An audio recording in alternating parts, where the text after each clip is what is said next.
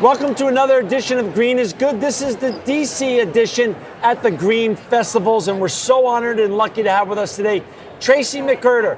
Tracy, welcome to Green is Good. Thank you so much. You are a woman of my own heart. You've been a vegan for many, many years. We're going to tell. I want you to share your story. You have a website called byanyGreensNecessary.com. Right. ByanyGreensNecessary.com is my website, my business, my book. We're going to talk about all these Great. things. Talk about you, though. Where did you grow up to start with? I'm from DC, You're born from and raised DC. in DC. And were your parents into green, or were you just something? How did you get into being so conscious about everything? Well, my mother was pretty health conscious. Like growing up, we did not have dessert every day. It was once a week. We didn't have a cookie jar. We had whole wheat bread and total cereal, skim milk, that kind of thing. So she was health conscious. We were still eating meat and dairy. Okay. So I went to Sidwell Friends School from 3rd through 12th grades here in DC. And my 7th grade teachers wanted to have a vegetarian camping trip. And I thought this was a horrible idea, so I wrote a petition to protest it. I got overruled, and we had a horrible vegetarian camping trip. So fast forward, that was my introduction. Fast forward 7 years, I'm a sophomore at Amherst College in Massachusetts, and our Black Student Union brought Dick Gregory to campus to talk about the state of Black America. And instead, he talked to us about the plate of Black America and how unhealthfully most folks eat. Oh, well, great guy. He's fabulous, and this was 1986, and what really got me about his lecture was that he traced the path of a hamburger from a cow on a factory farm through the slaughterhouse process to a fast food restaurant to a clogged artery to a heart attack. And I never heard anything like that before in my life, and that was the spark. That was the spark that led me to do my own research and then to eventually become a vegetarian and then a vegan. That's awesome. Yeah. So that was the spark. Dick Gregory. Dick Gregory did it. Wow, I love that guy. And so you've been a vegan now for almost 30 years. 30 years, yeah. And, talk a little bit about your practice. ByanyGreensNecessary.com. When did you launch that website? I launched that website in 2008, but I've been teaching people how to go vegan for 25 years. Here in DC? Here in DC, actually all across the nation and other parts of the world as well, different continents. And so I went on to get a graduate degree in public health nutrition from New York University. But before that, my sister and I started one of the first vegan websites in the 90s. And it was the very first one by and for African Americans. So we were doing this for a long, long time, and I had a whole other career and decided that I actually wanted to change careers. Which was what? What were you doing? I was a museum director. Wow. Wow. But my sister is an historian and still is, and we were teaching vegan classes. I did series at Whole Foods and all around the city, churches, health fairs, just food demos and talks about what we were doing and why we ate this way. And so I eventually changed careers. So now, and your sister teaches with you? No, my sister she's still vegan, and she's Right. raising her daughter vegan, and my mother's been vegan. We all went vegan 30 years ago, but they're, not doing this as a profession. And is mom like healthy? me. Oh, my mom is fabulous. I wish she will actually be here tomorrow, but Okay. my mom is 78 and still has her hourglass figure, works out 6 days a week, and has no health issues whatsoever. And has all her cognitive abilities. Absolutely. And she looks 20 years younger. So she's a walking example of example. veganism. Absolutely. Wow, that's Yes. awesome. So, okay, so you've been teaching. Let's talk about this book. Okay. The book is By Any Greens Necessary. When did you write this book? I wrote this book in 2009 and it came out in 2010. And it went on to become the #1 recommended book vegan book on the Huffington Post. It's done really well. And this is a how-to guide. It's like a Bible. It's a beginner's guide to how and why to go vegan. So everything is in there. And in the subtitle, I targeted Black women because this is the first book to do that. And while we are fabulous, we also happen to have the worst health statistics in the country. And so as a Black woman, as a nutritionist, as a vegan myself, I really wanted to reach Black women and be an example and an expert telling us how and why to eat this way. That is just great. And so this book is one of the top selling books in this space. Yes. And it goes along with your website, www.byanygreensnecessary.com, which is the same name in the book. Absolutely. And on the website is on a regular basis putting out information, explain some of the things that if our listeners and our Sure. viewers want to have a tool to help them live a healthier life. Explain the kind of information you're putting out on your website. Well, I have a weekly blog, a free weekly newsletter, and I give expert tips and advice and recipes, everything about veganism. And it goes beyond how and why to do it. It also, in terms of food, I also talk about everything vegan. So I talk about clothing, and I talk about climate change. I talk about animal activism, animal rights, that kind of thing. So it's really everything about veganism. It's my entire life is vegan. So this is what I share. Have times, obviously, Tracy, when you started this, when you heard Dick Gregory's wonderful presentation, Yeah, it was fabulous. I mean, what a great testimony to him. Yes. You were early. You were early in this whole thing. I was early, but I have to tell you that I definitely was early. This was 1986. Amazing, right? But when I was deciding to transition, I took my junior year away. I went to Kenya one semester, and then I went to Howard the second semester. And it was there that I discovered that there was this whole group of African American vegetarians and vegans that had opened the very first all-vegan restaurants in the nation's capital, in the city. And they had done this in the 80s. And so many of them had become influenced by Dick Gregory from the 70s. Dick Gregory actually became a vegetarian because of his nonviolence practice based on the civil rights movement. So there were people who've been doing it long, before me. This is actually, there's a large stream of African Americans in particular that have been vegan forever.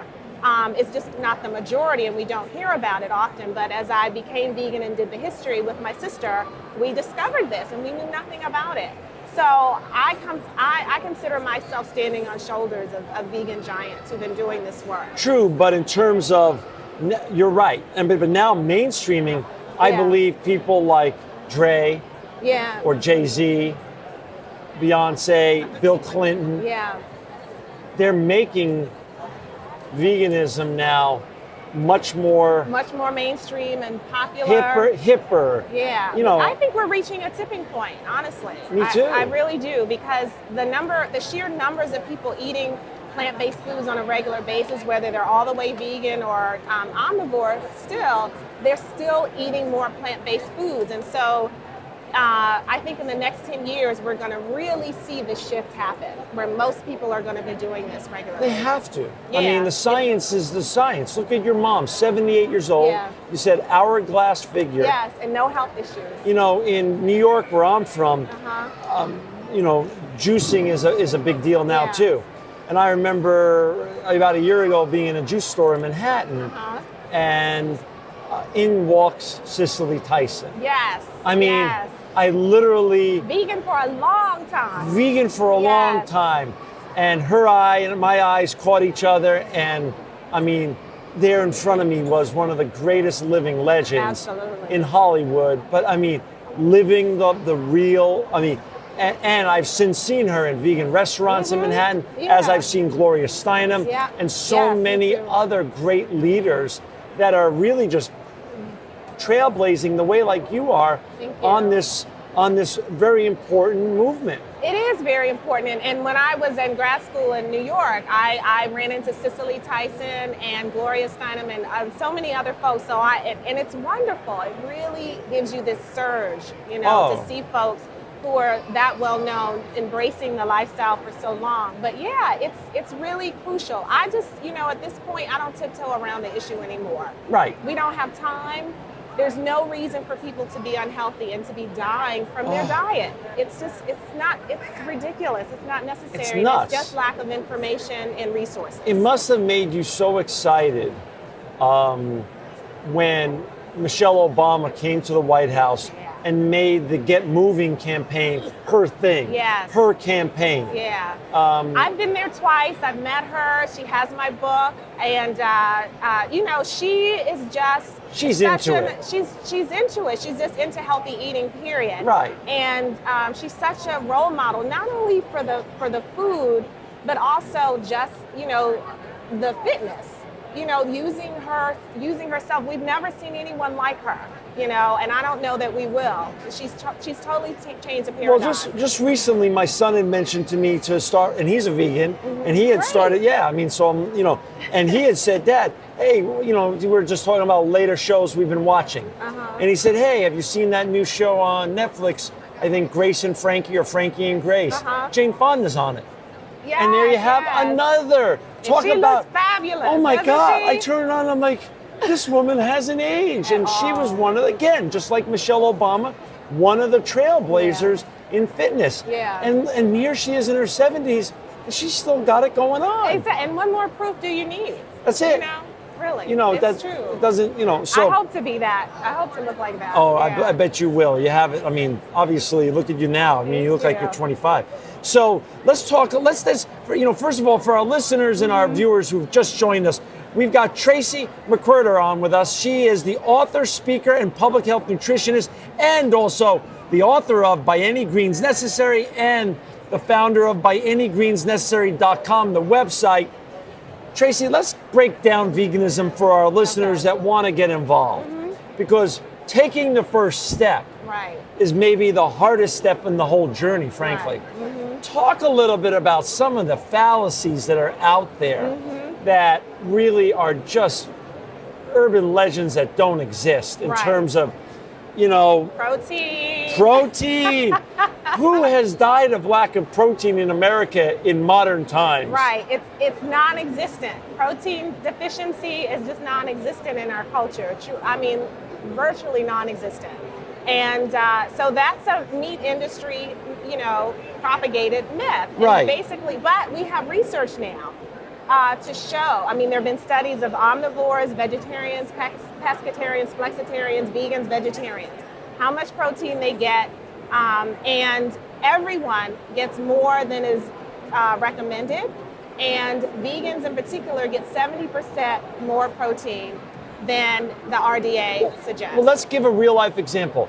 Where do you get your protein in your daily diet? Just so our viewers and listeners can hear that. So in the morning, I have a green smoothie after I work out, and I usually will put in some kind of nuts, a half a cup, or some ground hemp seeds or flax seeds. That right there, just from the nuts or seeds, is going to give me 15 grams of protein. Wow. That's the morning, and then I may have, you know, something for lunch, like that'll be a kale salad. I may have a bean burrito, and for dinner, I may have a stir fry, and that's going to have some kind of beans or maybe some tempeh, some grilled tempeh. Or some. What else do I have? Sometimes I have pizza. I mean, chocolate mousse I make, and I sprinkle nuts on top of that. So I eat really great and wonderfully. And I don't worry about protein. I mean, I know that I'm getting more than I need. Gotcha. You mentioned chocolate mousse. Yeah. Being a vegan doesn't mean giving up the fun in your diet. No, not at all. And the thing that people need to understand is that it gets, you know, our taste bud, we don't have to like leave our taste buds behind. You know, we should know by now that healthy food can taste delicious. And we're already eating plant-based foods all the time as omnivores. We eat fruit, we eat vegetables, we eat grains. The spices that we season the chicken and the other fish and the other meat with, those are plants. Those are herbs and oils and flour. That's vegan. And I always tell people, if you can make a dead bird taste good, you can make wholesome, delicious plant-based foods taste great. That's so funny. So we mentioned juicing a little while ago. Juicing or blending, what's better for our viewers and listeners? They both have their place. For every day, I would say blending, because you need the fiber and it helps the glucose or the fruit sugar from the smoothie into your bloodstream more slowly. So that's everyday regular maintenance, sustenance. Juicing is good for variety in your diet, but also if you're trying to detox or you're trying to do a cleanse, have some rapid weight loss. But it's not something that you should rely on. Blending is what you want every day. Let's talk a little bit about eating well, but also on a budget. On a budget, absolutely. Can you explain how you don't have to, this doesn't have to be an expensive journey? No, it doesn't. It can be an expensive journey, Right. but it doesn't have to be. So so think about staple ingredients. You want to cook for yourself more than eating out. That's going to save you money. And when you cook for yourself, you're going to have staples. You're going to have fruit, vegetables, grains, beans, nuts. Those kinds of things are ingredients. And you want to get those from the bulk bin, right? You don't want to get them packaged. And when you get them from the bulk bin, they may be like $1 a pound. And that's going to be your protein source. Whereas if you get meat or fish or chicken, that can be up to $3 or more a pound. So you're getting ample protein, better protein, and it's a third of the cost. So you want to buy from the bulk bin from any store that you go to. Start there. And in terms of vegetables, you want to eat organic as much as possible if it's available, if you can afford it. And if you're wondering about it, for example, an avocado that's organic can be $2 or $2.50. A non-organic one can be 99 cents. Avocados are not sprayed, so you can get the non-organic one. And to find out the list, the list of what you can buy non-organic, EWG.org, which stands for Environmental Working Group. Wow. EWG.org. EWG.org, and they'll give you a list. 48 fruits and vegetables that you can get that are non-organic, but are technically organic. Are a lot of these resources found on your website? They're on my website as well, absolutely. That's great. Mm-hmm. Talk a little bit about the issue of eating healthy, being a vegan, or moving towards a healthier lifestyle and social justice. Talk a little bit about your take on that. Okay. Really quickly, what I like to tell people is that nobody wants to be unhealthy, right? Nobody wants to raise their kids unhealthily. That's right. We all want to eat healthy food if we have access to it, if we know about it. So we want to be healthy, we want our kids to be healthy, and yet we're the unhealthiest people, among the unhealthiest people on the planet. Why the disconnect? And the reason is that we are systematically misled, misinformed about what is healthiest to eat. I mean, forget about food deserts. That's a whole separate issue. You may have the information and you may want to eat healthier, but there are no resources in your community. That's what we mean by food deserts. But even to get to that point where you know about healthy food and you know what's healthiest, we are just not taught. Most doctors get 3 hours or less of nutrition in their 4 years of medical school. And it's not plant-based nutrition. I have a master's degree in nutrition. I went to a program that was not plant-based. I had to form my own studies within my department. And the reason is that the USDA does not accredit plant-based nutrition master degree programs. So this is the food industry, the USDA, the pharmaceutical industry, and the medical industry all determining that profit is going to trump being healthy. And so this is what we're dealing with. This is a social justice issue. It's not just that, we're addicted to McDonald's or that kind of thing. We are systematically led to eat unhealthy junk food. The advertisements that we see on TV, 70% of those are for junk food. Junk food or processed foods? What do Americans eat the most of? What they see advertised. That's by design. Food advertising is the biggest industry in the country. So there's a lot that we're up against in trying to eat healthy. But we're being successful. There are people, there are colleagues of mine all across the country who are fighting this and who are doing a good job letting people know that they have a choice. And look at the rise of healthier brands like Chipotle versus the fall of McDonald's and other brands that just didn't want to come along for the ride and didn't want to modernize. Exactly. The food industry is going to have to change. I mean, it's just like the cigarette industry, the tobacco industry. They fought it tooth and nail, but eventually they lost. And the same is going to happen with the unhealthy food industry. We've had on our show our good friend Ethan Brown, the founder of Beyond Meat.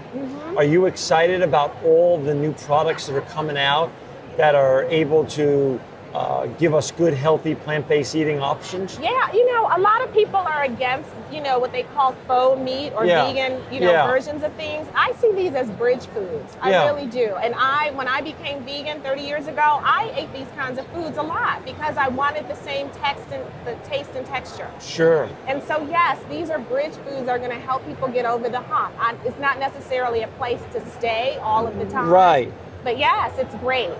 And it also helps to save animals' lives and save the planet. Right. What about tofu? There's been a lot of information recently about soy products and its interaction, hormonally speaking, with our bodies. Good or bad, or explain your thoughts on tofu. The research is consistent over the past 3 decades about soy. Soy is helpful, it's not harmful. If you have breast cancer, it can help extend your life. It can help prevent breast cancer, right? But we're talking about tofu, tempeh, miso, edamame, the baby soybeans. Okay. We're not talking about vegan pepperoni or vegan ice cream or vegan cheese, these kinds of highly processed, high fat, high sodium, high sugar foods. Gotcha. And we're also not talking about the amount of tofu that will replace a piece of steak, right? We're talking about like maybe a deck of cards, that size. Moderation. Yes. Moderation. Or if you don't want to eat tofu or soy, you don't have to. It comes from one bean. There are hundreds of beans we can eat. Gotcha. So you don't have to have soy. Are you working on a follow-up book to this great book? I am right now, and it will be out by the fall of next year. And what are the topics that you're tackling this time? This time I'm going to be it's going to be more personal about my journey and my experiences looking at the change in veganism and activism for the last 30 years. They're going to be, and then it's also going to be a how and why too, based on what has changed since I published the book 5 years ago. And also there are going to be 100 recipes, and they're all going to be based on natural sweeteners and whole grains. I love it. I love it. And people hire you to come talk to their companies or to help you with their health and nutrition? All of that. I speak all over at festivals, at conferences, at offices, churches, health fairs. I do food demos. I teach cooking classes. And what are you doing here today at the Green Festival? Tomorrow I'm going to be speaking on the main stage about the 3 biggest myths about going vegan. Which are? Give the 3 biggest myths. The 3 biggest myths are where vegans don't get enough protein, right? That it's not going to taste good, and that it's too expensive. The things we just talked about. You hit all 3 of them. Well, that's wonderful, Tracy. We wish you continued success. For our listeners and our viewers out there. Please buy Tracy's top-rated book, By Any Greens Necessary, or go to her website, byanyGreensNecessary.com, and sign up and get involved and take the first step to being healthier. Tracy Mcquirter, you are making the world a better place. Thank you so much. And are truly living proof Thank you. that green is good.